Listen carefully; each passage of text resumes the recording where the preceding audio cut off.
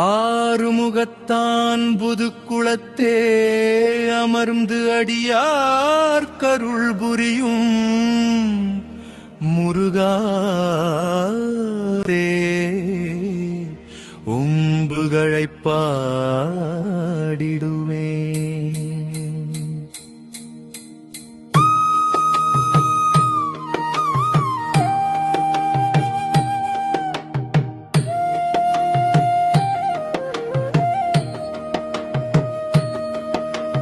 மருதமொடு முல்லை நிலமாகிய பரப்பினிடை வானோக்கி வளர்ந்த நல்ல